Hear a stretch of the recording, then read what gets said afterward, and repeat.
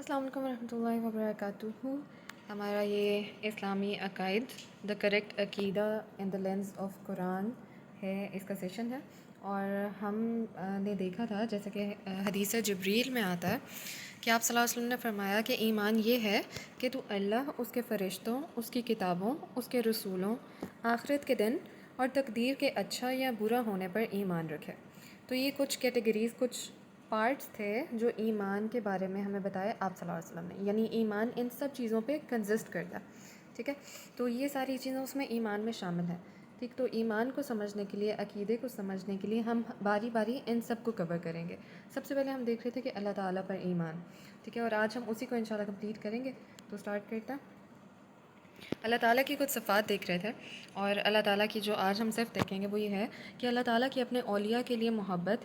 اللہ تعالیٰ، اولیاء کیا ہوتا ہے؟ ولی سے ہیں. اللہ تعالیٰ کے قریبی لوگ جن سے اللہ تعالیٰ محبت کرتے ہیں، ولی، دوست، قریبی، ٹھیک ہے. تو اپنے اولیاء کے لیے محبت اور مودت کا اثبات، یعنی یہ پروو ہوتا ہے جیسے کہ اس کی شان کے لائق ہے، ٹھیک ہے. یعنی اللہ تعالیٰ محبت بھی کرتا ہے، ٹھیک. یعنی محبت کرنے والے رب ہیں آپ کے، اور اس کا فرمان ہے. اب آگے ہم جیسے پہلے دیکھ رہے تھے قرآن پاک کی آیات سے ریفرنسز ہیں ہر ٹاپک کے ساتھ، ٹھیک ہے. تو اس چیز کے پروف میں یا یہ ہمیں کیسے پتہ لگتا ہے؟ جیسے ہم پہلے دیکھ رہے تھے کہ ہم اپنی طرف سے نہیں کوئی بات کریں گے، ہم ریفرنس کے ساتھ، دلیل کے ساتھ دیکھیں گے، ٹھیک ہے. کیونکہ قرآن سے بھی ہمیں یہی ملتا ہے کہ لاؤ تم اپنی دلیل اگر تم سچے ہو، ٹھیک ہے. تو جو بات ہم دیکھیں گے اس کے ساتھ ہم اس کا ریفرنس، اس کا یہ بھی دیکھیں گے کہ اچھا ہمیں کہاں سے یہ بات پتہ لگی، ٹھیک ہے. تو اس کے اس پوائنٹ کے کہ اللہ تعالیٰ محبت کرتے ہیں، اس کی ایگزامپلس کے طور پہ کہ ہمیں یہ بات کہاں سے ملتی ہے، یہ کچھ آیات کی ایگزامپلس ہیں، ٹھیک ہے. جیسے سورہ بقرہ آیت نمبر 195 میں اللہ تعالیٰ فرماتے ہیں اور احسان کرتے رہو، بے شک اللہ احسان کرنے والوں سے محبت کرتا ہے. سورہ حجرات آیت نمبر 9 میں آتا ہے کہ اور انصاف کرو، بے شک اللہ انصاف کرنے والوں سے محبت کرتا ہے. اور سورہ التوبہ آیت نمبر 7 میں آتا ہے سو جب تک وہ تمہارے لیے عہد پر پوری طرح قائم رہیں تو تم بھی ان کے لیے پوری طرح عہد پر قائم رہو، بے شک اللہ متقی لوگوں سے محبت کرتا ہے. آگے دیکھیں سورہ بقرہ آیت نمبر 222 میں فرمایا کہ بے شک اللہ بہت توبہ کرنے والوں اور بہت پاک رہنے والوں سے محبت کرتا ہے. اور سورہ آل عمران آیت نمبر 31، کہہ دیجئے اگر تم اللہ سے محبت کرتے ہو تو میری، یعنی حضرت محمد صلی اللہ علیہ وسلم کی اتباع کرو، پیروی کرو، فالو کرو، اللہ تم سے محبت کرے گا، ٹھیک ہے. اور اللہ تعالیٰ نے اس کے بارے میں کیا فرمایا؟ پس ان قریب اللہ ایسے لوگ لے آئے گا جن سے اللہ محبت کرے گا اور وہ اس سے محبت کریں گے. سورہ مائدہ آیت نمبر 54. اس طرح سورہ صف آیت نمبر 4 میں فرمایا بے شک اللہ ان لوگوں سے محبت کرتا ہے جو اس کی راہ میں صف باندھ کر جنگ کرتے ہیں، گویا وہ سیسا پلائی ہوئی عمارت ہے. اور آخری اگزامپل کے طور پر سورہ بروج آیت نمبر 14، اور وہ بے حد بخشنے والا، نہایت محبت کرنے والا ہے، ٹھیک ہے. تو یہاں سے کیا پتہ لگا کہ اللہ تعالیٰ محبت کرنے والے رب ہیں. تو ایسے رب سے جو اللہ تعالیٰ آپ سے محبت کرتے ہیں، ودود ہیں، بہت محبت کرنے والے ہیں، تو ان سے انسان کو مایوس نہیں ہونا چاہیے. اور دوسری بات یہ کہ جب اللہ تعالیٰ ہم سے اتنی محبت کرنے والے ہیں تو ہمیں بھی اللہ تعالیٰ سے محبت ہونی چاہیے نا. اور پھر اس محبت کا ایک پارٹ یہ بھی ہے کہ ہم اللہ تعالیٰ کو ناراض کرنے سے بچیں. جو شخصیت انسان کو عزیز ہوتی ہے، جس سے وہ محبت کرتا ہے، اس سے کیا ہوتا ہے کہ اچھا یہ بندہ مجھ سے ناراض نہیں ہونا چاہیے، ہے نا. تو اگر ہم اللہ تعالیٰ سے محبت کر رہے ہیں تو ہم پھر اس چیز کا خیال کریں گے کہ کس طرح سے اللہ تعالیٰ مجھ سے راضی ہوں گے. ہم وہ کام زیادہ سے زیادہ کرنے کی کوشش کریں گے، اور یہ دیکھیں گے کہ اچھا کون سا ایسا کام ہے جو اللہ تعالیٰ کو نہیں پسند، کون سا کام ہے جس سے اللہ تعالیٰ ناراض ہو سکتا ہے، تو ان سے ہم بچنے کی کوشش کریں گے، ٹھیک ہے. تو اللہ تعالیٰ محبت کرنے والے ہیں، اور اس محبت کرنے والے رب سے ہم نے بھی محبت کرنی ہے. اور دوسرا یہ کہ اللہ تعالیٰ سے مایوس نہیں ہونا، کیونکہ اللہ تعالیٰ تو بہت محبت کرنے والے ہیں، ٹھیک ہے. اور جیسے یہ لاسٹ آیت دیکھی، بہت بخشنے والے بھی ہیں. تو انسان کی کمزوری کی وجہ سے اگر ہم سے کوئی غلطی ہو جائے، کوئی گناہ ہو جائے، ہم سے کوئی مسٹیک ہو جائے، تو اس چیز کی مایوسی میں ڈوبنے کے بجائے ہم کیا کریں؟ یہ یاد رکھیں کہ وہ بہت بخشنے والا، نہایت محبت کرنے والا ہے، ٹھیک ہے. تو اللہ تعالیٰ کی طرف واپس ریٹرن کر لیں. اور نیکسٹ صفت اللہ تعالیٰ کی کیا ہے کہ اللہ تعالیٰ کا صفت رحمت اور صفت مغفرت کے ساتھ متصف ہونے کا اس بات کہ اللہ تعالیٰ رحمت اور مغفرت کرنے والے ہیں. سورہ فاتحہ آیت نمبر 1، اللہ کے نام سے جو نہایت مہربان، بےحد رحم کرنے والا ہے. اور سورہ غافر آیت نمبر 7، اے ہمارے رب تو نے ہر چیز کو رحمت اور علم سے گھیر رکھا ہے. سورہ احزاب آیت نمبر 43، اور وہ ایمان والوں پر بے حد رحم کرنے والا ہے. سورہ اعراف آیت نمبر 156، اور میری رحمت ہر چیز پر چھائی ہوئی ہے. ہر چیز کو گھیر رکھا ہے اللہ تعالیٰ کی رحمت نے. سورہ انعام آیت نمبر 54، تمہارے رب نے رحمت کو اپنے اوپر لازم کر رکھا ہے، لازم کر رکھا ہے. سورہ کاف آیت نمبر 8، اور وہی بےحد بخشنے والا نہایت رحم کرنے والا ہے۔ سورہ یوسف آیت نمبر 64، بس اللہ ہی بہترین حافظ ہے اور وہ رحم کرنے والوں میں سب سے بڑھ کر رحم کرنے والا ہے۔ ٹھیک ہے، اچھا اب یہ جو باتیں ہم کور کر رہے ہیں نا کہ اللہ تعالیٰ کی کون کون سی کوالٹیز ہیں، اللہ تعالیٰ کیسے ہیں، جب ہم اللہ تعالیٰ کا انٹروڈکشن دیکھ رہے ہیں تو ہم نے وہ بات بھی یاد رکھنی ہے جو ہم نے اسٹارٹ میں کور کی تھی کہ اللہ ہی کے لیے اچھے اچھے نام ہیں، بس ان کو ان ناموں سے پکارو۔ ٹھیک ہے، تو اللہ تعالیٰ سے جب دعا کرنی ہے تو اللہ تعالیٰ کو ان ناموں سے پکارتے ہوئے دعا کرنی ہے۔ ٹھیک ہے، جیسے اب یہاں ہم نام دیکھ رہے ہیں رحیم، تو یا رحیم، اور یہ وہ سب رحم کرنے والوں میں سے بڑھ کر رحم کرنے والا ہے۔ یا اللہ آپ سب رحم کرنے والوں میں سب سے بڑھ کر رحم کرنے والا ہے، آپ مجھ پہ رحم فرما دیں۔ ٹھیک ہے، دعاؤں میں ان چیزوں کو انکلیوڈ کرنا ہے ہم نے انشاءاللہ۔ اور اللہ تعالیٰ کی رحمت ایک اور آیت سے نظر آتی ہے، سوری، ٹھیک ہے، اچھا یہاں ایک پوائنٹ میں ہوا ہے، پوائنٹ یہ ہے کہ اللہ تعالیٰ ناراض بھی ہوتے ہیں، کیونکہ ابھی تک ہم نے دیکھا کہ اللہ تعالیٰ کیا ہے کہ محبت بھی کرتے ہیں، رحمت بھی کرتا ہے، لیکن اس کے ساتھ ساتھ اللہ تعالیٰ کے انٹروڈکشن میں ایک اور پوائنٹ ہے کہ اللہ تعالیٰ ناراض بھی ہوتے ہیں اور اللہ تعالیٰ کو کوئی بات بری بھی لگتی ہے۔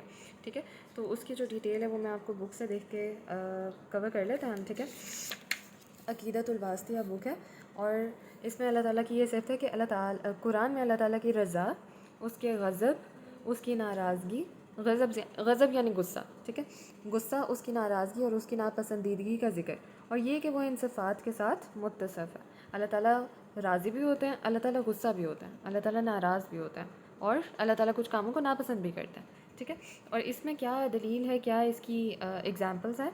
سورہ البینہ آیت نمبر 8 میں فرمایا اللہ ان سے راضی ہو گیا اور وہ اس سے راضی ہو گئے۔ سورہ النساء آیت نمبر 93 میں فرمایا اور جو کسی مومن کو جان بوجھ کر قتل کر ڈالے تو اس کی جزا یعنی اس کا بدلہ جہنم ہے جس میں وہ ہمیشہ رہنے والا ہے، اور اللہ اس پر غضبناک یعنی غصہ ہوا اور اس نے اس پر لعنت کی۔ اور اس کا فرمان سورہ محمد آیت نمبر 28، یہ اس لیے ہے کہ انہوں نے اس طریقے کی پیروی کی جس نے اللہ کو ناراض کر دیا اور اس کے رضا کا راستہ اختیار کرنا پسند نہ کیا۔ اور سورہ زخرف کی آیت نمبر 55 میں فرمایا پھر جب انہوں نے ہمیں غصہ دلایا تو ہم نے ان سے انتقام لیا۔ سورہ توبہ آیت نمبر 46، لیکن اللہ نے ان کا اٹھنا پسند ہی نہ کیا تو اس نے انہیں روک دیا۔ سورہ صف آیت نمبر 3 میں فرمایا اللہ کے نزدیک بہت ہی ناراضگی کی بات ہے کہ تم وہ کہو جو تم نہیں کرتے۔ ٹھیک ہے، تو ان سب باتوں سے کیا پتہ لگا کہ اللہ تعالیٰ راضی بھی ہوتے ہیں، اللہ تعالیٰ ناراض بھی ہوتے ہیں، اللہ تعالیٰ غصہ بھی ہوتے ہیں۔ کچھ ایسی باتیں بھی ہیں جو اللہ تعالیٰ کو ناپسند ہیں، جن کی وجہ سے اللہ تعالیٰ ناراض یا غصہ ہوتا ہے۔ ٹھیک ہے، تو کمپلیٹ انٹروڈکشن جب ہم اللہ تعالیٰ کا لیں گے، شروع میں دیکھا تھا نا کہ کریکٹ عقیدہ، صحیح عقیدہ کی کیا امپورٹنس ہے، کیوں ہم اس پہ اتنی محنت کر کے پڑھیں، ٹائم لگائیں، جانیں، وجہ کیونکہ اس سے پھر ہمیں اللہ تعالیٰ کی صحیح پہچان ملتی ہے کہ اللہ تعالیٰ ہیں کون، ہمارے رب کون ہے۔ ٹھیک ہے، تو کمپلیٹ انٹروڈکشن میں یہ 2 پوائنٹس اکٹھے آ گئے نا کہ اللہ تعالیٰ محبت بھی کرتے ہیں، لیکن اللہ تعالیٰ غصہ بھی آتا ہے اللہ تعالیٰ کو، اللہ تعالیٰ ناراض بھی ہو سکتے ہیں، کچھ چیزیں اللہ تعالیٰ کو ناراض بھی کرتی ہیں، اللہ تعالیٰ بہت بخشنے والے، رحم کرنے والے بھی ہیں، لیکن ساتھ میں اللہ تعالیٰ غضبناک بھی ہوتا ہے، کچھ چیزیں اللہ تعالیٰ کو ناراض بھی کرتی ہیں، پھر اللہ تعالیٰ لوگوں کو بدلے کے طور پر جہنم کی سزا بھی دیں گے۔ ٹھیک، تو یہ جب کمپلیٹ انٹروڈکشن ملتا ہے ہمیں اللہ تعالیٰ کا، کمپلیٹ تعارف ملتا ہے، تو اس کا ایک فائدہ یہ ہے کہ انسان اللہ تعالیٰ سے رحمت کی امید تو رکھتا ہے، لیکن ساتھ ساتھ اللہ تعالیٰ کی ناراضگی سے بچنے کی بھی کوشش کرتا ہے کہ یہ بھی پاسبلٹی ہے کہ اللہ تعالیٰ مجھ سے ناراض بھی ہو سکتا ہے، تو میں نے اس چیز سے دور رہنا ہے کہ مجھ سے ایسا کوئی کام نہ ہو، اس طرف ہم نہ جائیں جس طرف اللہ تعالیٰ کی ناراضگی ہے۔ ٹھیک ہے، تو پھر انسان اپنے آپ کو گناہوں سے اور برائی سے روکنے کی کوشش کرتا ہے۔ تو دونوں چیزیں ضروری ہیں، اللہ تعالیٰ کی رحمت کی امید بھی اور اللہ تعالیٰ کی ناراضگی کا خوف بھی۔ ٹھیک ہے، اور یہ بھی اللہ تعالیٰ کی محبت کا ہی حصہ ہے کہ انسان اللہ تعالیٰ کو ناراض کرنے سے بچے۔ ٹھیک، آگے دیکھیں پوائنٹ نمبر 9، اللہ تعالیٰ میں اور کیا صفت ہے کہ اللہ تعالیٰ فیصلہ کرنے کے لیے اللہ تعالیٰ تشریف لائیں گے۔ ٹھیک، قیامت کے دن اپنے بندوں کے درمیان فیصلہ کرنے کے لیے اللہ تعالیٰ کے تشریف لانے کا بیان جو اس کے جلال کے لائق ہے، یعنی اسی طرح اللہ تعالیٰ تشریف لائیں گے جو اللہ تعالیٰ کی شان کے مطابق ہے۔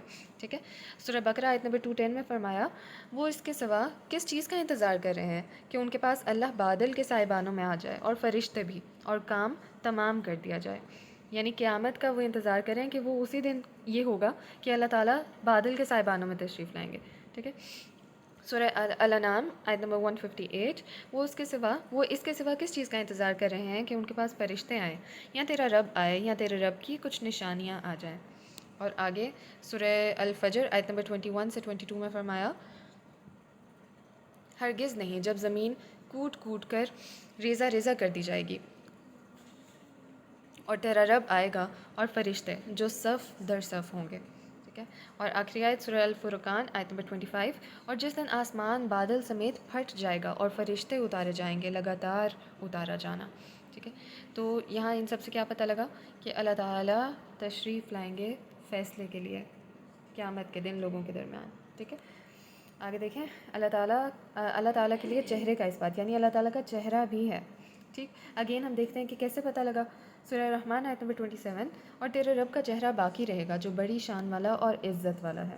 سورہ قصص آیت نمبر 88 اس کا چہرے کے سوا ہر چیز ہلاک ہونے والی ہے.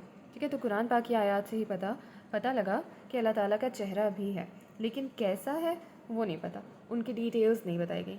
لیکن ہم آگے دیکھیں گے آگے جا کے پاسبلٹی ہے کہ ہمیں پتہ لگے. ٹھیک ہے. کیونکہ اللہ تعالیٰ نے یہ بھی بتایا کہ انسان اللہ تعالیٰ کا دیدار بھی کر سکیں گے, اللہ تعالیٰ کو دیکھ بھی سکیں گے. ٹھیک ہے. تو ابھی دنیا میں تو یہ چیز غیب میں رکھی گئی ہے, ہمیں نہیں پتہ ڈیٹیلز. ہمیں یہ پتہ کہ ہاں چہرہ ہے لیکن کیسا ہے وہ ہمیں نہیں پتہ. کیسے دکھتا ہے اللہ تعالیٰ ہم نے نہیں دیکھا. ٹھیک ہے. لیکن قیامت کے دن دیکھیں گے انشاءاللہ. ٹھیک ہے. وہ ہم دیکھتے ہیں ابھی آگے جا کے کہ کون دیکھیں گے اللہ تعالیٰ کو, اس کی بھی ڈیٹیلز بتائی گئی ہیں. اور اس کا ایک دعا میں بھی یہ بتایا گیا کہ ہم آپ کے چہرے کو دیکھنے کی لذت کا آپ سے سوال کرتے ہیں کہ اللہ ہمیں بھی وہ چانس ملے کہ ہم بھی آپ کے چہرے کا دیدار کر سکیں. ٹھیک ہے. تو وہ آگے جا کے کور کرتے ہیں. آگے دیکھتے ہیں اللہ تعالیٰ کے 2 ہاتھ بھی ہیں, یہ بھی قرآن پاک سے پتہ لگتا ہے. سورہ صاد آیت نمبر 75 میں فرمایا تجھے کس چیز نے روکا کہ تو اسے سجدہ کرے جسے میں نے اپنے دونوں ہاتھوں سے بنایا. یہ حضرت آدم علیہ السلام کا ذکر کرتے ہوئے اللہ تعالیٰ شیطان سے کہہ رہے ہیں کہ تم نے اس کو سجدہ کیوں نہیں کیا, کہ آدم علیہ السلام کو اللہ تعالیٰ نے اپنے دونوں ہاتھوں سے بنایا. ٹھیک. تو یہاں سے پتہ لگا کہ اللہ تعالیٰ کے 2 ہاتھ ہیں. سورہ المائدہ آیت نمبر 64 میں فرمایا اور یہود نے کہا کہ اللہ کا ہاتھ بندھا ہوا ہے, باندھے گئے ان کے ہاتھ. یعنی یہود نے کیا کہا کہ اللہ کا ہاتھ بندھا ہوا ہے, لیکن اللہ تعالیٰ کیا فرما رہے ہیں کہ ان کے اپنے ہاتھ ہی باندھے گئے ہیں اور ان کے اس قول کی وجہ سے ان پر لعنت کی گئی. بلکہ اس کے دونوں ہاتھ یعنی اللہ کے دونوں ہاتھ تو کشادہ ہیں, کھلے ہیں, وہ جس طرح چاہتا ہے خرچ کرتا ہے. یہ سورہ مائدہ آیت نمبر 64 میں آتا ہے. تو ان آیات سے پتہ لگا کہ اللہ تعالیٰ کے 2 ہاتھ اللہ تعالیٰ کے موجود ہیں. اگین کیسے ہیں ڈیٹیلز ہمیں نہیں پتہ, یہ غیب کی بات ہے. ٹھیک. آگے دیکھیں 12 جو پوائنٹ ہے اللہ تعالیٰ پر ایمان کے بارے میں کہ اللہ تعالیٰ کی 2 آنکھیں بھی ہیں. یہ کیسے پتہ لگا. سورہ طور آیت نمبر 48 میں فرمایا اور اپنے رب کا حکم آنے تک صبر کرو, بے شک تم ہماری آنکھوں کے سامنے ہو. سورہ القمر آیت نمبر 13 اور 14 میں فرمایا اور ہم نے اسے یعنی نوح علیہ السلام کو اور ان کے ساتھ جو ایمان والے لوگ تھے ان کو تختوں اور کیلوں والی یعنی کشتی پر سوار کر دیا جو ہماری آنکھوں کے سامنے چل رہی تھی, اس شخص کے بدلے کی خاطر جس کا انکار کیا گیا تھا. ٹھیک ہے. تو یہاں بھی اللہ تعالیٰ کیا فرما رہے ہیں جو ہماری آنکھوں کے سامنے چل رہی تھی, اور پچھلی آیت میں بھی کیا فرمایا تم ہماری آنکھوں کے سامنے ہو. تو یہاں سے کیا پتہ لگا اللہ تعالیٰ کی 2 آنکھیں بھی ہیں. اور 2 کا کیسے پتہ لگا کہ قرآن پاک کا جو ورڈ ہے قرآن میں جو عربی کا لفظ آتا ہے نا اس سے پتہ لگتا ہے کہ یہ ڈبل کا 2 کا سیکھا ہے. ٹھیک. تو اللہ تعالیٰ کی 2 آنکھیں بھی ہیں. اور سورہ طٰہٰ آیت نمبر 39 اور میں نے تجھ پر اپنی طرف سے خاص محبت ڈال دی تاکہ تو میری آنکھوں کے سامنے پرورش پائے. ٹھیک. اور اللہ تعالیٰ کی 2 آنکھیں ہم نے دیکھ لی ہے, اللہ تعالیٰ کے 2 ہاتھ دیکھ لیے, اور اللہ تعالیٰ کے چہرے کی بھی بات دیکھ لی. آگے دیکھیں اللہ تعالیٰ کے لیے سمع و بصر کا اسبات یعنی اللہ تعالیٰ سنتے بھی ہیں دیکھتے بھی ہیں. سمع سننا, بصر یعنی سننا, سماعت ہوتا ہے نا جیسے سننا, اور بصر یعنی دیکھنا. اور اس کا فرمان یقیناً اللہ نے اس عورت کی بات سن لی جو تجھ سے اپنے شوہر کے بارے میں جھگڑ رہی تھی اور اللہ کے آگے شکایت کر رہی تھی, اور اللہ تم دونوں کی گفتگو سن رہا تھا. بے شک اللہ سب کچھ سننے والا سب کچھ دیکھنے والا ہے. سورہ مجادلہ کی آیت نمبر 1 ہے. ٹھیک. اور سورہ آل عمران کی آیت نمبر 181 ہے کہ یقیناً اللہ نے ان لوگوں کی بات سن لی جنہوں نے کہا بے شک اللہ فقیر ہے اور ہم مالدار ہیں. تو ان دونوں آیات سے کیا پتہ لگا کہ اللہ تعالیٰ سنتے ہیں. سورہ زخرف آیت نمبر 80 میں فرمایا یا وہ گمان کرتے ہیں کہ ہم ان کی راز کی باتیں اور ان کی سرگوشیوں کو نہیں سنتے, کیوں نہیں, اور ہمارے بھیجے ہوئے ان کے پاس ہی لکھ رہے ہیں. سورہ طٰہٰ کی آیت نمبر 46 میں فرمایا کہ بے شک میں تم دونوں کے ساتھ ہوں, سن رہا ہوں اور دیکھ رہا ہوں. تو اللہ تعالیٰ سنتے بھی ہیں دیکھتے بھی ہیں. سورہ الگ آیت نمبر 14 میں فرمایا کیا اس نے یہ نہ جانا کہ بے شک اللہ دیکھ رہا ہے. اور سورہ شعراء آیت نمبر 218 سے 220 تک ان آیات میں فرمایا اللہ تعالیٰ نے، وہ جو تمہیں دیکھتا ہے جب تم کھڑے ہوتے ہو اور سجدہ کرنے والوں میں تمہارا گھومنا پھرنا بھی، یعنی اللہ تعالیٰ انسان کی موومنٹ بھی دیکھ رہے ہوتے ہیں، وہ کہاں چلتا پھرتا ہے، کہاں گھومتا پھرتا ہے، بے شک وہی سب کچھ سننے والا، سب کچھ جاننے والا ہے۔ اور سورہ توبہ آیت نمبر 105 میں فرمایا، اور کہہ دیجئے کہ تم سب عمل کرو، بس عنقریب اللہ تمہارا عمل دیکھے گا اور اس کا رسول اور ایمان والے بھی۔ ٹھیک ہے، تو ان سب آیات سے کیا پتہ لگا کہ اللہ تعالیٰ دیکھنے اور سننے والا ہے، اللہ تعالیٰ کی نظر میں بھی ہیں، اور ہماری باتیں، ایون ہماری سرگوشیاں جو ہم وسپرنگ کرتے ہیں نا، کسی کے ساتھ آہستہ آہستہ کوئی بات کرتے ہیں، چپکے سے بات کرتے ہیں، اللہ تعالیٰ وہ بھی سننے والا ہے۔ ایون اس حد تک کہ انسان کے دل میں کوئی خیال آتا ہے نا، یا ذہن میں کوئی سوچ آتی ہے، اللہ تعالیٰ اس کو بھی جانتا ہے۔ ٹھیک ہے، جیسے یہاں فرمایا سب کچھ جاننے والا ہے۔ ٹھیک ہے، اب یہ بات پتہ کرنے سے جب ہم نے یہ دیکھ لیا کہ اچھا سب سننے والے ہیں، سب دیکھنے والے ہیں، تو اب ہم یہ نہیں کہا کریں گے، ٹھیک ہے، کہ میں تو بہت دعائیں کی، اللہ تعالیٰ تو میری نہیں سنتا ہے، اللہ تعالیٰ کو تو شاید خبر ہی نہیں ہے کہ میں کس حال میں ہوں، مجھے تو اللہ تعالیٰ دیکھتے ہی نہیں ہے، یا اللہ تعالیٰ میری تو بات ہی نہیں سنتا ہے، میری تو فریاد ہی نہیں سنتا ہے۔ یہ باتیں ہم نے نہیں کہنی، ٹھیک ہے، کیونکہ ہم نے اب کیا پڑھ لیا قرآن کے تھرو، قرآن کے ذریعے یا قرآن کی ریفرنس اور دلائل کے ساتھ، کہ اللہ تعالیٰ سننے والے بھی ہیں، دیکھنے والے بھی ہیں۔ ٹھیک ہے، اور سلیکٹیو چیزیں نہیں کہ اچھا کچھ چیزیں سن لی، کچھ رہ گئیں، کسی کی دعا سن لی، کسی کی رہ گئی، نہیں، سب کچھ سننے والا ہے، سب کچھ سننے والا ہے، ایوری تھنگ۔ ٹھیک ہے، آگے دیکھیں، اور اس طرح سب کچھ جاننے والا ہے، سب کچھ سننے والا ہے، سب کچھ دیکھنے والا ہے، سب کچھ جاننے والا ہے۔ اللہ تعالیٰ کی یہ جو صفات ہیں نا، وہ کمپلیٹ ہیں۔ جیسے فار ایگزامپل اگر ہم دیکھیں، انسان میں یہ کمزوری ہے کہ جیسے اگر کوئی ایک انسان ہے کچھ دیکھتا ہے، ٹھیک ہے، ابھی میں یہاں جس کمرے میں بیٹھی ہوں، میں ادھر کی ہی سراؤنڈنگس دیکھ پا رہی ہوں، دوسرے کمرے میں کیا ہو رہا ہے یا باہر گھر کے باہر کیا ہو رہا ہے میں نہیں دیکھ پا رہی۔ ٹھیک ہے، لیکن یہ جو کمزوریاں وہ انسان کے ساتھ ہیں، جو رب ہے نا اللہ تعالیٰ ہے، ان کے ساتھ یہ کمزوریاں، یہ لمیٹیشنز نہیں ہیں۔ اللہ تعالیٰ جب سننے والے ہیں تو ہر چیز سننے والے ہیں، بڑے لیول پہ کوئی بہت اونچی آوازیں یا کوئی انسان چپ کے کوئی بات کہہ رہا ہے، یا کسی کے دل میں کوئی خیال ہے، کوئی سوچ ہے، اللہ تعالیٰ اس کو بھی سن رہا ہے۔ کوئی چپ کے کوئی دعا کر رہا ہے، اللہ تعالیٰ وہ بھی سن رہا ہے۔ اور بہت کوئی اگر کسی اسپیکر پہ کوئی اناؤنسمنٹس ہو رہی ہیں، اللہ تعالیٰ کو وہ بھی آواز آ رہی ہے۔ ٹھیک ہے، پوری کائنات میں جو کچھ بھی ہو رہا ہے اللہ تعالیٰ سب کچھ سننے والا ہے، سب کچھ دیکھنے والا ہے، کمپلیٹلی۔ ٹھیک ہے، آگے دیکھیں، اللہ تعالیٰ کے لیے مکر اور تدبیر کا اثبات، یعنی اللہ تعالیٰ مکر کا مطلب ہوتا ہے پلاننگ کرنا، ٹھیک ہے، اور تدبیر بھی ہے کہ کسی کام کی پلاننگ کرنا، جیسے کہ اس کی شان کے لائق ہے۔ سورہ رعد آیت نمبر 13 میں فرمایا، اور وہ بہت سخت قوت والا ہے۔ سورہ آل عمران 54 میں فرمایا، اور انہوں نے مکر کیا۔ مکر یعنی بیسیکلی جب کوئی انسان کرتا ہے تو اس کے اکثر پلاننگ کا میننگ چال میں کیا جاتا ہے کہ انہوں نے چال چلی، انہوں نے کوئی پلاننگ کی، ٹھیک ہے، لیکن اللہ تعالیٰ کے لیے جو آتا ہے وہ اس میں تدبیر کے میننگ میں کیا جاتا ہے، ٹھیک ہے، اس نے تدبیر کی، تو اور انہوں نے یعنی ان لوگوں نے مکر کیا، اور اللہ نے بھی خفیہ تدبیر کی، اور اللہ سب خفیہ تدبیر کرنے والوں سے بہتر ہے، یعنی اللہ تعالیٰ کی جو پلاننگ ہے وہ سب سے بہترین ہے۔ لوگ اگر کوئی کچھ نیگیٹو کرنے کی، کسی انسان کو یا دین کو نقصان پہنچانے کی کوشش کرتے ہیں، اس کے لیے پلاننگ کرتے ہیں تو کریں، لیکن اللہ تعالیٰ کی جو پلاننگ ہے اس کو وہ ہرا نہیں سکتا یا اس کو اوور پاور نہیں کر سکتا۔ اللہ تعالیٰ کی جو تدبیر ہے، اللہ تعالیٰ کا جو پلان ہے وہی بیسٹ ہے، اور جو غالب ہوتی ہے وہ بھی اللہ تعالیٰ کی ہی تدبیر غالب ہوتی ہے۔ اب اس کی ایک ایگزامپل دیکھیں، حضرت یوسف علیہ السلام کی سٹوری آپ میں سے اکثر کو پتہ ہوگی، ہے نا، سورہ یوسف میں آتی ہے۔ تو حضرت یوسف علیہ السلام کے ساتھ کیا ہوا تھا، ان کے بھائیوں نے جب ان کو کنویں میں ڈالا تو ان کے بھائی کیا سوچ رہے تھے کہ اچھا ہم نے تو چال چلی، اور ہم نے تو کیسی چال چلی کہ دیکھو یوسف علیہ السلام کو تو ہم نے کتنا نقصان پہنچا دیا نا، ان کو اپنے باپ سے دور کر دیا، شہر سے دور کر دیا، اب وہ پتہ نہیں کہ شہر میں دور ہیں، ان سے ان کے باپ کو چھین لیا، گھر کا کمفرٹ چھین لیا، ہے نا، گھر کا جو آرام سکون تھا، اپنوں کی محبت تھی، اس سے دور کر دیا۔ لیکن یہاں سے دیکھ کے کسی کو لگ سکتا ہے کہ اچھا دیکھو وہ تو اپنی چال میں کامیاب ہو گیا نا، جو ان کے بھائیوں نے اس ٹائم پہ ان سے کیا تھا، آگے جا کے انہوں نے تو بھی توبہ کر لی تھی، اور ان کے لیے حضرت یوسف علیہ السلام نے بھی انہیں معاف کر دیا تھا، لیکن ابھی ہم سٹوری کے شروع کی بات کر رہے ہیں۔ ٹھیک ہے، تو اس ٹائم پہ کیا ہوا تھا کہ دیکھنے میں لگتا ہے کہ اچھا دیکھو ان بھائیوں نے تو تدبیر کی، اور دیکھو چاہے وہ یوسف علیہ السلام اللہ کے نبی بنے تھے آگے جا کے، لیکن ان کو تو انہوں نے کتنا نقصان پہنچا دیا نا، لیکن ہم دیکھتے ہیں کہ ان کے اس پلان کے تھرو ہی، یعنی بھائیوں نے جو ان کو نقصان پہنچانے کا پلان کیا، ان کو کنویں میں پھینکا، اور پھر وہاں سے کسی کے ہاتھ کچھ اونے پونے داموں میں بہت حقیر قیمت پہ، رقم پہ ان کو بیچ دیا۔ ٹھیک ہے، تو یہ جو پلان لگ رہا تھا کہ اچھا دیکھنے میں لگ رہا تھا یوسف علیہ السلام کے خلاف ہے، لیکن اللہ تعالیٰ نے اسی کے تھرو اپنا بڑا پلان مکمل کیا۔ تو اللہ تعالیٰ کی پلاننگ ہی بیسٹ ہوتی ہے، اسی اسٹوری کے اور اسی پلاٹ کے تھرو گزار کے اللہ تعالیٰ نے کیا کیا، یوسف علیہ السلام کو کس مقام تک پہنچایا. دیکھیں کہ وہ وہاں مصر کے بادشاہ بنے. اتنا ان کے پاس نعمتیں آئیں اور ان کو اللہ تعالیٰ نے بادشاہت بھی دی. ٹھیک. اور پھر ان کے گھر والے جن کو ان سے دور کیا گیا تھا وہ بھی ان کو ملا دیا. ٹھیک ہے. تو اللہ تعالیٰ کی جو تدبیر ہے وہ بیسٹ ہوتی ہے. جب ہمیں یہ پتہ لگ جائے گا نا تو ہم لوگوں کے خوف سے اور اس چیز سے بھی نکل آئیں گے کہ اچھا ہے وہ ہمیں نقصان نہ دیتے، وہ کچھ ایسا میرے خلاف نہ کرتے. تو یہ جو خوف ہوتا ہے نا ہمارے اندر سے وہ نکل آئے گا جب ہم اس چیز پہ یقین کر لیں گے کہ اللہ تعالیٰ سب خفیہ تدبیر کرنے والوں سے بہتر ہے. اللہ تعالیٰ سب سے اسٹرانگ ہے. اللہ تعالیٰ کی پلاننگ سب سے بیسٹ ہے. ٹھیک ہے.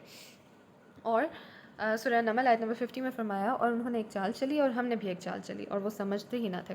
ٹھیک. یہاں سے بھی پتہ لگا کہ اللہ تعالیٰ چال چلتے ہیں، اللہ تعالیٰ پلاننگ کرتا ہے. پلاننگ کے میننگ میں آ گیا. ٹھیک ہے. اللہ تعالیٰ کے لیے جب بات ہو رہی ہے تو وہ نیگیٹو میننگ میں نہیں آئے گی، پازیٹیو میننگ میں آئے گی. ٹھیک. کیونکہ ہم نے پہلے بھی دیکھا تھا کہ اللہ تعالیٰ کسی پر ظلم کرنے والے نہیں ہیں. ٹھیک ہے. تو اللہ تعالیٰ تدبیر جو پلاننگ کرتا ہے اپنی حکمت کے ساتھ بیسٹ طور پہ ہی کرتا ہے، کہ اس پر ظلم کرتے ہوئے نہیں کرتے. ٹھیک ہے. سورہ طارق آیت نمبر 15 سے 16 میں فرمایا بے شک وہ ایک چال چل رہے ہیں اور میں بھی ایک چال چل رہا ہوں، ایک پلاننگ کر رہا ہوں، تدبیر کر رہا ہوں. آگے دیکھیں. اللہ تعالیٰ معاف بھی کرتے ہیں، مغفرت عفو ہے، معاف کرنا ہے، مغفرت ہے، رحمت ہے، عزت اور قدرت بھی ہے اللہ تعالیٰ کی. ٹھیک ہے. اس کی کچھ ایگزامپلس دیکھتے ہیں. اوکے. سورہ نساء آیت نمبر 149 میں فرمایا اگر تم کوئی نیکی اعلانیہ کرو یا اسے پوشیدہ یعنی چھپا کے رکھو یا کسی برائی سے درگزر کرو تو بے شک اللہ بہت معاف کرنے والا، قدرت رکھنے والا ہے. ٹھیک ہے. اللہ تعالیٰ اتھارٹی بھی رکھتے ہیں لیکن دیکھیں اتھارٹی رکھنے کے باوجود بہت معاف کرنے والا ہے.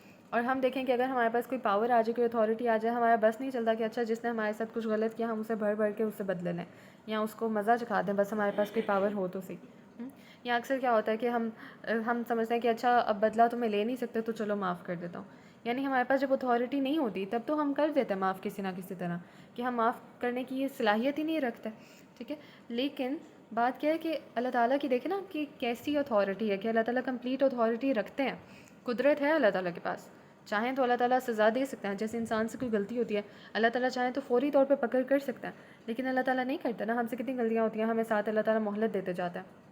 تو اللہ تعالیٰ بہت معاف کرنے والا، قدرت رکھنے والا ہے. ٹھیک. اور اوکے یہ نیکسٹ آیت وہی ہے سورہ نور آیت نمبر 22 اور چاہیے کہ وہ معاف کر دیں اور درگزر کریں. کیا تم پسند نہیں کرتے کہ اللہ تمہیں بخش دے اور اللہ بے حد بخشنے والا نہایت مہربان ہے.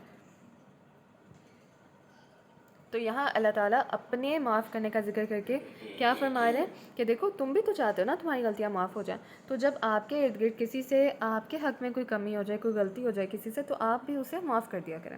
ٹھیک ہے. تو ہم جب اتھارٹی رکھتے بھی ہوں تب بھی ہم نے کیا کرنا ہے، معاف کرنے کی کوشش کرنی ہے، کیونکہ اللہ تعالیٰ کی بھی صفت ہے کہ اللہ تعالیٰ بھی معاف کر دیتا ہے اتھارٹی رکھنے کے باوجود. ٹھیک ہے. اور اس میں ہم دیکھتے ہیں کہ حضرت محمد صلی اللہ علیہ وسلم کا طریقہ، کہ حضرت انس رضی اللہ عنہ اتنے سال ان کے ساتھ ان کی خدمت میں رہے تھے، ان کو سرو کیا انہوں نے، یعنی ان کے ملازم کے طور پہ تو نہیں لیکن ان کے ملازم کے طور پہ انہوں نے حضرت محمد صلی اللہ علیہ وسلم نے ان کو آزاد کر دیا تھا. لیکن حضرت انس رضی اللہ عنہ اتنے سال ان کے خدمت میں رہے آپ صلی اللہ علیہ وسلم کی. ٹھیک ہے. لیکن آپ صلی اللہ علیہ وسلم نے ان کو کبھی ڈانٹا نہیں تھا کسی بات پہ. ان سے غلطیاں بھی ہو جاتی تھیں، چھوٹے تھے عمر میں، کبھی آپ صلی اللہ علیہ وسلم ان کو کسی کام پہ بھیجتے تھے اور وہ راستے میں بچوں کے ساتھ کھیلنے لگ جاتے تھے، اصل کام جس کے لیے بھیجا جاتا تھا اس کو راستے میں چھوڑ دیتے تھے، بھول جاتے تھے، یعنی دوسرے کاموں میں مشغول ہو جاتے تھے. تو حضرت محمد صلی اللہ علیہ وسلم ان کو دیکھ کے ان کو ڈانٹتے نہیں تھے کہ دیکھو میں نے تو تمہیں اس کام پہ بھیجا، تم ادھر کھڑے ہو گئے. وہ پیار سے ان کو سمجھاتے تھے، کریکٹ ان کو کرتے تھے کہ دیکھو وہ کام کیا تمہیں وہ یاد نہیں ہے، کیا وہ کام کر رہے ہو جس کے لیے میں نے تمہیں بھیجا تھا. اور پھر وہ جو حضرت انس تھے وہ کام کرنے چلے جاتے تھے. ٹھیک ہے. لیکن حضرت محمد صلی اللہ علیہ وسلم کی سنت سے بھی ہمیں کیا بات پتہ لگتی ہے کہ وہ بھی غلطیوں کو معاف کر دینے والے تھے. اور بھی کئی مثالیں ہیں.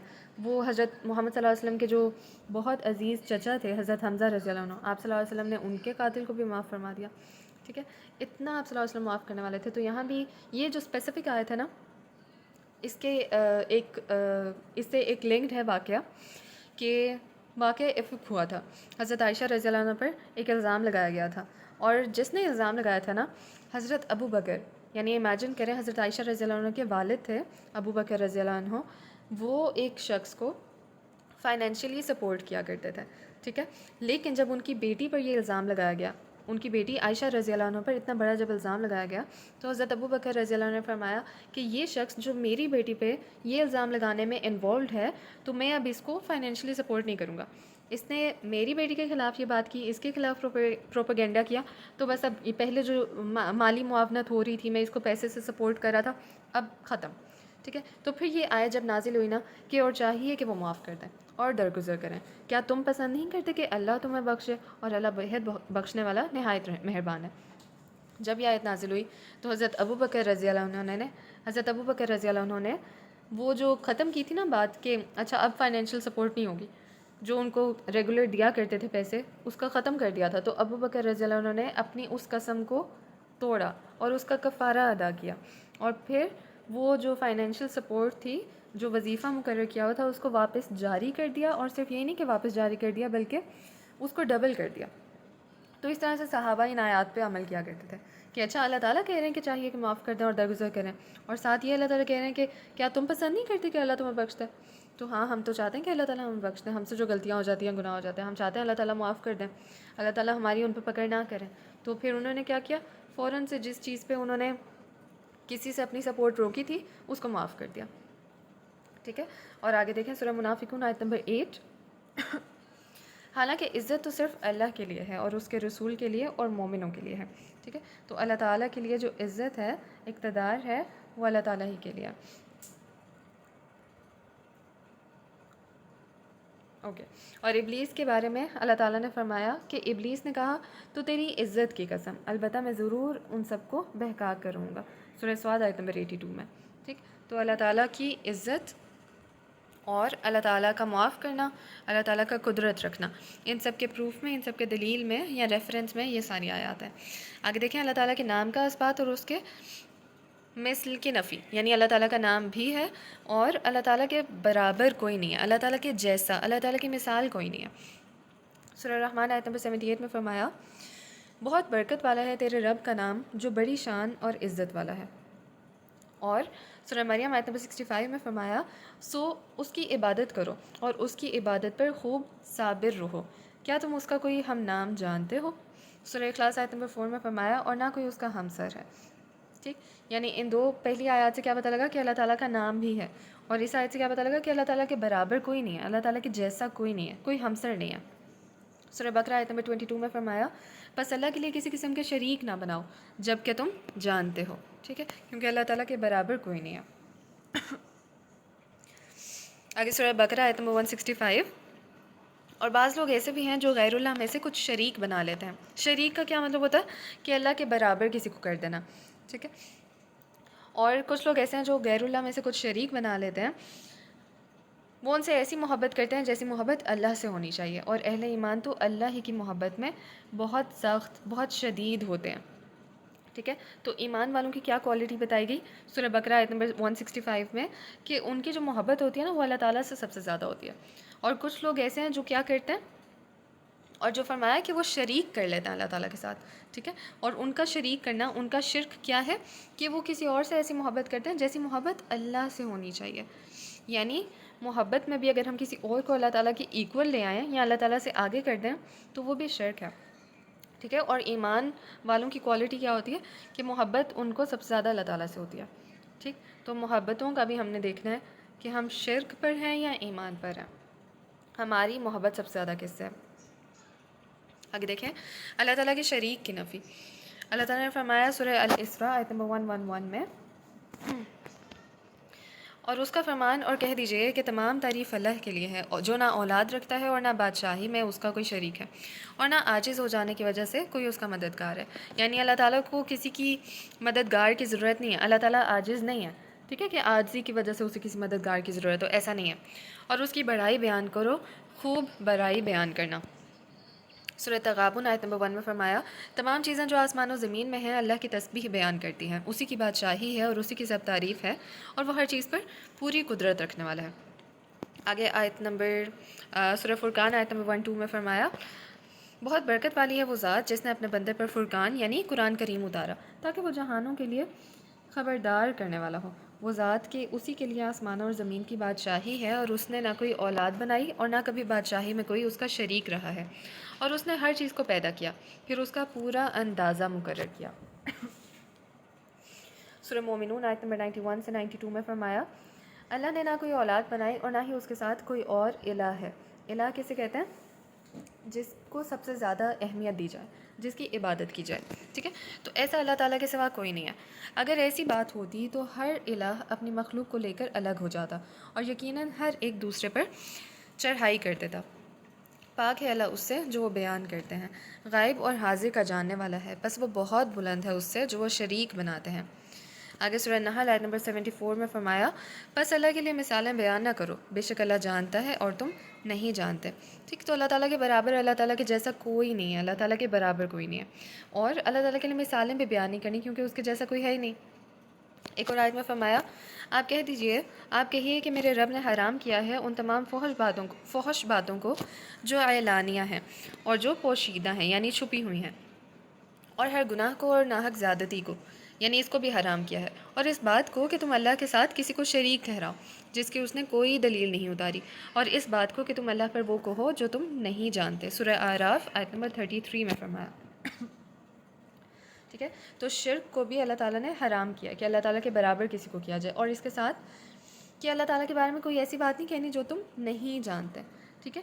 تو اللہ تعالیٰ کے بارے میں جو بات کہنی ہے کنفرم کر کے علم کے ساتھ، ایسی نہیں کہ اچھا ہم امیجنری ہیں بس اپنے خیال سے اللہ تعالیٰ کے بارے میں بتاتے رہے، اچھا اللہ تعالیٰ ایسے ہیں ویسے ہیں، نہیں، اللہ تعالیٰ کے بارے میں وہ بات مت کہو جو تم نہیں جانتے۔ اللہ تعالیٰ نے اس چیز کو بھی کیا کیا ہے؟ حرام کیا ہے، ٹھیک ہے؟ آگے دیکھیں، اللہ کا اپنے عرش پر مستوی ہونے کا اس بات، یعنی اللہ تعالیٰ اپنے عرش پر مستوی ہیں۔ فرمایا سورہ طٰہٰ آیت نمبر 5، بے حد مہربان جو عرش پر مستوی ہوا، اور پھر وہ عرش پر مستوی ہوا 7 مقامات پر اس کا ذکر ہے، ٹھیک ہے؟ اور سورہ اعراف میں اس کا ارشاد ہے، بے شک تمہارا رب اللہ ہے جس نے آسمانوں اور زمین کو 6 دنوں میں پیدا کیا، پھر وہ عرش پر مستوی ہوا، سورہ اعراف آیت نمبر 54 میں۔ اور یہاں دیکھیں کہ یہ بات اگر کی جاتی ہے، یا اس کے بارے میں آپ نے شاید سنا ہو کبھی، کہ یہ کہا جاتا ہے کہ 5ویں دن اللہ تعالیٰ نے آرام کیا، یا 5 دنوں میں بنا دیا پھر 6ٹھے دن اللہ تعالیٰ نے آرام کیا، تو یہ بات اللہ تعالیٰ کے بارے میں غلط ہے۔ کیوں؟ کیونکہ اللہ تعالیٰ کو کوئی تھکاوٹ نہیں ہوتی، ٹھیک ہے؟ ہم نے شروع میں سورہ آیت الکرسی میں پڑھا تھا تعارف میں کہ اللہ تعالیٰ تھکتے نہیں ہیں، اللہ تعالیٰ کو زمین آسمان کی حفاظت کرنا اللہ تعالیٰ کے لیے کوئی یہ تھکاوٹ والی بات نہیں ہے، ٹھیک ہے؟ تو اس طرح کی باتیں کرنا، جیسے بھی پڑھا نا کہ وہ بات نہ کہو جس کا تم علم نہیں رکھتے، جس کو تم جانتے نہیں ہو، ٹھیک ہے؟ تو بغیر علم کے ایسی باتیں جو اللہ تعالیٰ کی شان کے خلاف ہوں ان سے ہم نے ایوائڈ کرنا ہے، ٹھیک ہے؟ صرف سنی سنائی باتیں اللہ تعالیٰ کے بارے میں نہیں کرنی۔ اسی لیے یہ کریکٹ عقیدہ رکھنا، صحیح طور پر جاننا کہ اللہ تعالیٰ کیسے ہیں، اللہ تعالیٰ پر ایمان رکھنا صحیح طور پر پتہ ہوگا تو ہی تو ایمان ہوگا نا، اس لیے بھی یہ ضروری ہے۔ آگے دیکھیں سورہ یونس میں اللہ تعالیٰ نے فرمایا، بے شک تمہارا رب اللہ ہی ہے جس نے آسمانوں اور زمین کو 6 دنوں میں پیدا کیا، پھر وہ عرش پر مستوی ہوا، سورہ یونس آیت نمبر 3۔ اللہ وہ ہے جس نے بغیر ستونوں کے آسمان کو بلند کیا جنہیں تم دیکھتے ہو، پھر وہ عرش پر مستوی ہوا، سورہ رعد آیت نمبر 2۔ سورہ طٰہٰ آیت نمبر 4 میں فرمایا، بے حد مہربان جو عرش پر مستوی ہے، سورہ فرقان آیت نمبر 59۔ پھر بے حد مہربان عرش پر مستوی ہوا، یعنی بے حد مہربان اللہ تعالیٰ عرش پر مستوی ہوا۔ الف لام میم السجدہ میں فرمایا، اللہ وہ ہے جس نے آسمانوں اور زمین کو اور جو کچھ ان کے درمیان ہے ان سب کو 6 دنوں میں پیدا کیا، پھر وہ عرش پر مستوی ہوا۔ سورہ حدید میں فرمایا کہ وہی ہے جس نے آسمانوں اور زمین کو 6 دنوں میں پیدا کیا، پھر وہ عرش پر مستوی ہوا، ٹھیک ہے؟ اب عرش پر اللہ تعالیٰ مستوی ہیں، موجود ہیں، ٹھیک ہے؟ اب عرش کیسا ہے اور اللہ تعالیٰ کے وہاں پر موجود ہونے کی، مستوی ہونے کی کیا کنڈیشن ہے، کیا کیفیت ہے جس کو ہم کمپلیٹلی ڈسکرائب کر سکیں، تو ہم نہیں کر سکتے۔ کیوں؟ کیونکہ ہمیں بتایا نہیں گیا۔ یہ بھی جو چیز ہے وہ ان سین سے تعلق رکھتی ہے، غیب کا علم ہے، ٹھیک ہے؟ تو کچھ چیزیں ہمارے اس دنیا میں جو ہمیں، جن کا علم نہیں ہے، جن کو بتایا نہیں گیا، جو ہماری آنکھوں کے سامنے نہیں ہے، ٹھیک ہے؟ تو یہ بھی اسی میں انکلوڈیڈ ہے۔ ہمیں کیا بتایا گیا کہ اللہ تعالیٰ، پہلی بات عرش ہے اور اللہ تعالیٰ عرش پر مستوی ہیں، عرش پر موجود ہیں۔ کس طرح سے؟ اگین جیسے اللہ تعالیٰ کی شان کے لائق ہے، ٹھیک ہے؟ تو جو بات ہمیں بتائی گئی ہے اس پر ایمان رکھنا ضروری ہے، ٹھیک؟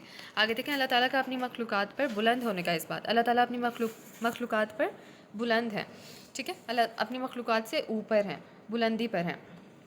سورہ آل عمران آیت نمبر 55 میں فرمایا اے عیسیٰ بے شک میں تجھے پورا لینے والا ہوں اور تجھے اپنی جانب اٹھانے والا ہوں. سورہ نساء آیت نمبر 158 میں فرمایا بلکہ اللہ نے اسے اپنی طرف اٹھا لیا. سورہ فاطر آیت نمبر 10 میں آیا اسی کی طرف ہر پاکیزہ بات چڑھتی ہے اور نیک عمل اسے بلند کرتا ہے. اور فرعون نے کیا کہا تھا کہ میرے لیے ایک بلند عمارت بنا تاکہ میں راستوں پر پہنچ جاؤں، آسمانوں کے راستوں پر، پھر میں موسیٰ کے معبود کو جھانک لوں اور بے شک میں تو اسے یقیناً جھوٹا سمجھتا ہوں. سورہ غافر آیت نمبر 36 اور 37. آگے دیکھیں کیا تم اس سے بے خوف ہو گئے ہو جو آسمان میں ہے کہ وہ تمہیں زمین میں دھنسا دے تو وہ اچانک حرکت کرنے لگے، یا تم اس سے بے خوف ہو گئے ہو کہ جو آسمان میں ہے، آسمان میں ہے یعنی کون؟ اللہ تعالیٰ، ٹھیک ہے، کہ وہ تم پر پتھروں والی آندھی بھیج دے، پھر عنقریب تم جان لوگے کہ میرا خبردار کروانا کیسا تھا. سورہ ملک آیت نمبر 16 اور 17. تو اللہ تعالیٰ خود اپنے بارے میں فرما رہے ہیں کہ آسمان میں ہے، جو آسمان میں ہے، ٹھیک ہے. تو جب اللہ تعالیٰ نے خود ہمیں قرآن پاک میں بتا دیا تو اس چیز پر یقین رکھنا ضروری ہے کہ اللہ تعالیٰ آسمان پر ہیں، ٹھیک ہے، آسمان میں ہیں، اللہ تعالیٰ آسمان میں موجود ہیں، ٹھیک. تو یہ جو کانسیپٹ ہے نا کہ اللہ تعالیٰ ہر جگہ موجود ہے، تو وہ اللہ تعالیٰ اپنی ذات میں یا اپنے وجود کے ساتھ ہر جگہ موجود نہیں ہے. وہ کہاں ہے؟ اللہ تعالیٰ عرش پہ، ٹھیک ہے. اور اس کی سارے جو پروف ہیں، جو دلیل ہیں، وہ ہم دیکھ چکے ہیں. اب یہ جو بات ہے نا کہ اللہ تعالیٰ ہر انسان کے ساتھ ہیں یا ہر جگہ موجود ہے، وہ کہاں سے بات آتی ہے یا وہ کس حد تک کریکٹ ہے یا اس کا کیا پرسپیکٹیو ویسے ہی اگین اوتھینٹک کیا چیز ہے، ٹھیک ہے، ریفرنس سے ہمیں کیا ملتی ہے، قرآن میں ہمیں کیا ملتا ہے، تو ہم وہ دیکھتے ہیں. یہ اب نیکسٹ پوائنٹ وہ ہے کہ اللہ تعالیٰ اپنی مخلوق کے ساتھ بھی ہیں، لیکن کس طرح، اب ہم اس کی ڈیٹیل دیکھیں گے، ٹھیک ہے. وہی ہے جس نے آسمانوں اور زمین کو 6 دنوں میں پیدا کیا، پھر وہ عرش پر مستوی ہوا. وہ جانتا ہے جو چیز زمین میں داخل ہوتی ہے اور جو اس سے نکلتی ہے اور جو آسمان سے اترتی ہے، یعنی اللہ تعالیٰ ہر اس چیز کو جانتے ہیں. اور جو اس میں چڑھتی ہے، یعنی جو آسمان سے اترتی ہے چیز، اللہ تعالیٰ ان کو بھی جانتے ہیں. جو آسمان کی طرف چڑھتی ہیں چیزیں، اللہ تعالیٰ اس کو بھی جانتے ہیں. جیسے فرشتے لوگوں کی رپورٹ لے کے، اعمال کا رپورٹ لے کے اللہ تعالیٰ کی طرف جاتے ہیں، روحیں آسمان کی طرف جاتی ہیں، ٹھیک ہے. اور وہ تمہارے ساتھ ہے جہاں بھی تم ہو، اور جو کچھ تم کرتے ہو اللہ اسے خوب دیکھنے والا ہے، ٹھیک. تو یہاں سے کیا پتہ لگا، اسی آیت کے شروع میں سورہ حدید آیت نمبر 4 کی جو آیت ہے اس میں دیکھیں، اس ایک ہی آیت میں اللہ تعالیٰ نے فرمایا کہ وہ عرش پر مستوی ہوا، اور اس کے آگے کیا فرمایا کہ وہ تمہارے ساتھ ہے جہاں بھی تم ہو، ٹھیک ہے. یعنی یہ جو دو باتیں یہ آپس میں مختلف یا ایک دوسرے سے الگ الگ نہیں ہیں، بلکہ یہ ایک دوسرے کو مکمل کرتی ہے، ٹھیک ہے. کہ اللہ تعالیٰ عرش پہ ہیں، لیکن اللہ تعالیٰ اپنی مخلوق کے ساتھ کس طرح؟ اپنے علم کے ذریعے، ٹھیک ہے.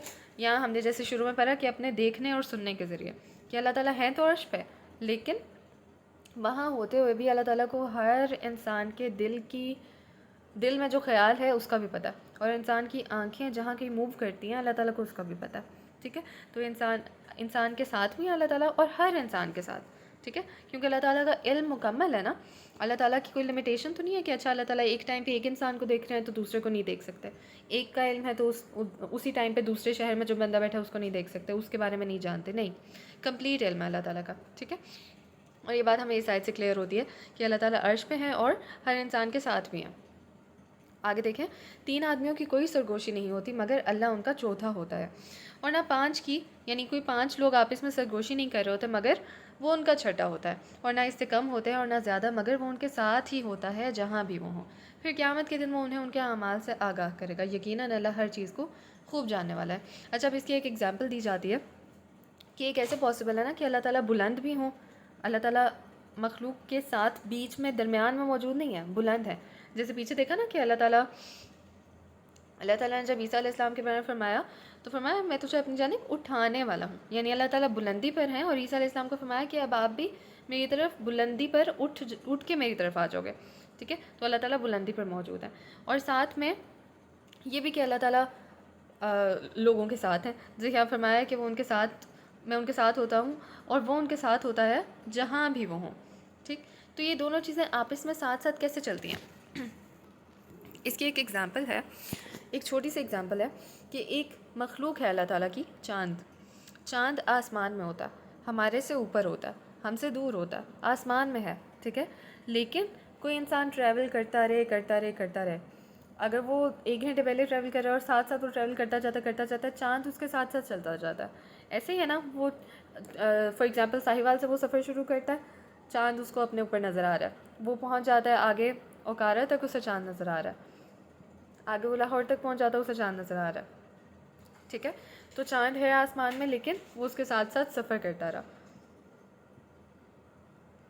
تو یہ اللہ تعالیٰ کی چھوٹی سی مخلوق ہے ایک چاند، لیکن اسے ہم سمجھ سکتے ہیں کہ کس طرح سے یہ کانسیپٹ بھی ہمارے سمجھ میں آتا ہے کہ اللہ تعالیٰ ہے آسمان میں لیکن اللہ تعالیٰ اپنی مخلوق کے ساتھ بھی ہیں. ٹھیک، اور اس کی سب سے پہلی جو سمجھنے کی بات ہے کہ یہ دونوں چیزیں ساتھ ساتھ ایگزسٹ کرتی ہیں. سورہ حدید کی آیت نمبر 4 کہ وہ تمہارے ساتھ ہے جہاں بھی تم ہو، اور ساتھ ہی اسی آیت میں فرمایا کہ وہ عرش پر مستوی ہوا. ٹھیک ہے، اس طرح سے کچھ اور آیات کہ غم نہ کرو بے شک اللہ ہمارے ساتھ ہے، بے شک میں تم دونوں کے ساتھ ہوں، میں سن رہا ہوں اور دیکھ بھی رہا ہوں. ٹھیک، اور بے شک اللہ ان لوگوں کے ساتھ ہے جنہوں نے تقوی اختیار کیا، اور ان لوگوں کے ساتھ ہے جو نیکی کرنے والے ہیں. اور صبر کرو بے شک اللہ صبر کرنے والوں کے ساتھ ہے. اوکے، آگے اللہ تعالیٰ کلام بھی کرتا ہے، اللہ تعالیٰ بات بھی کرتا ہے.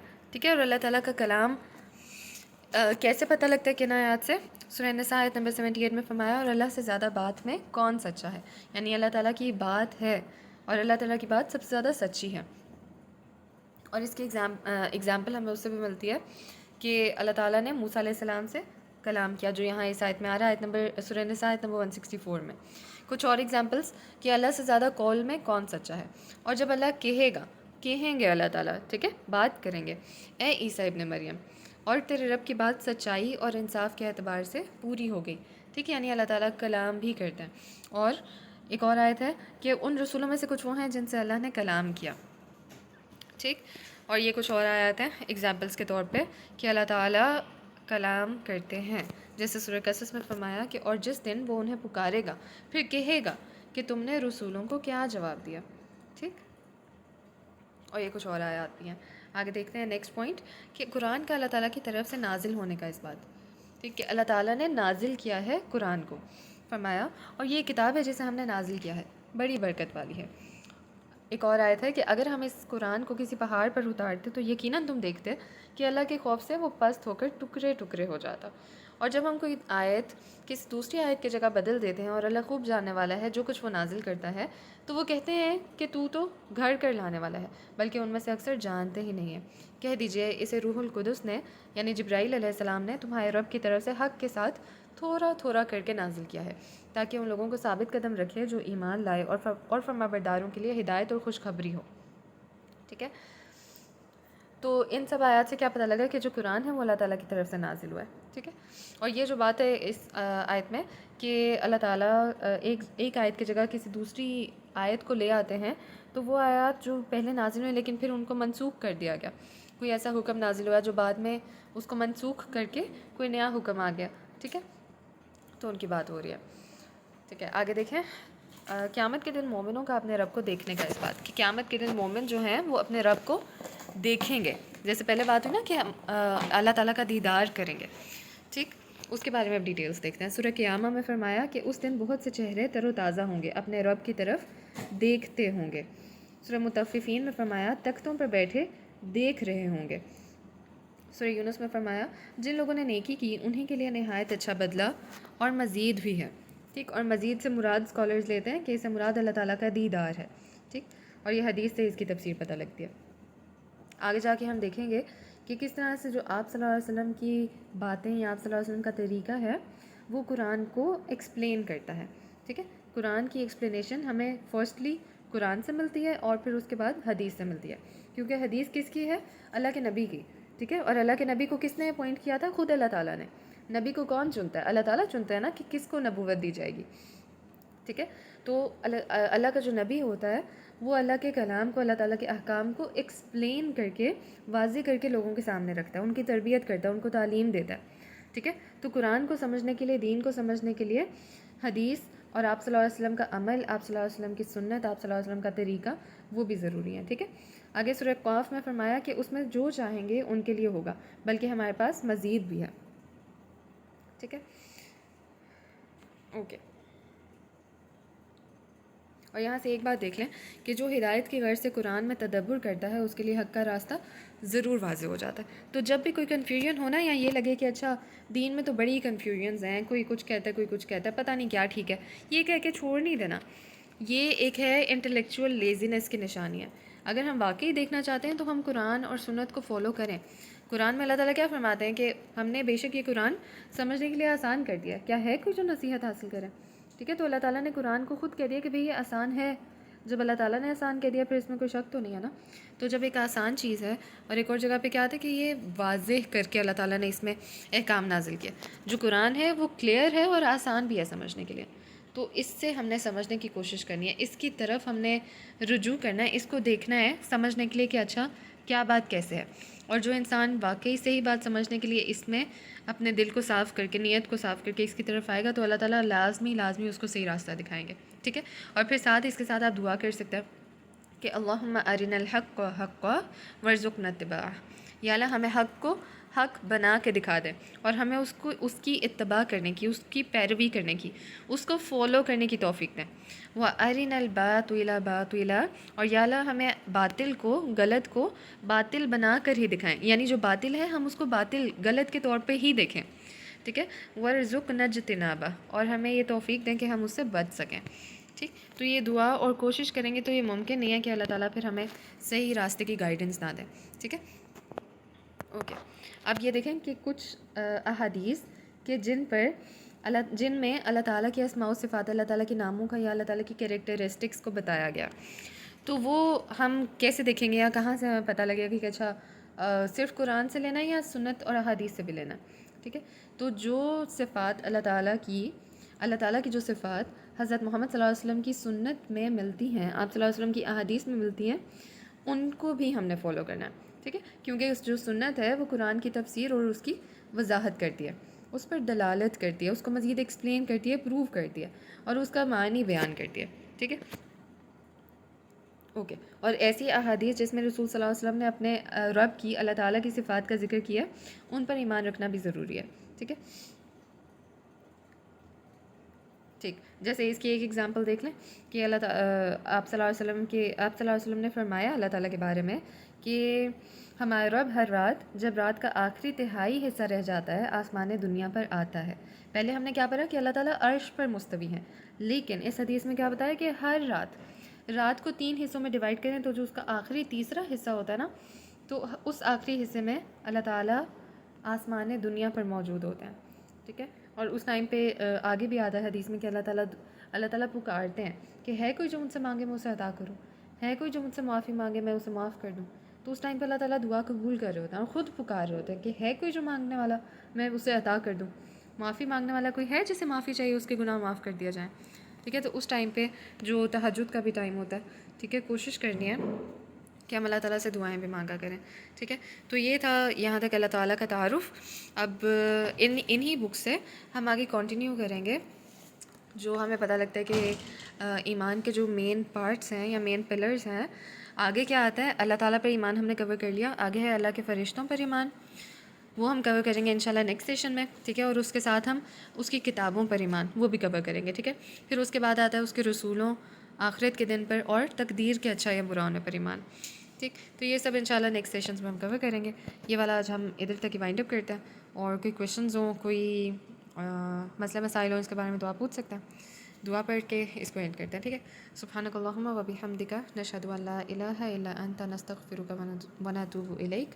سبحان ربک رب العزۃ عما یصفون وسلام علی المرسلین والحمد للہ رب العالمین. السلام علیکم ورحمۃ اللہ وبرکاتہ.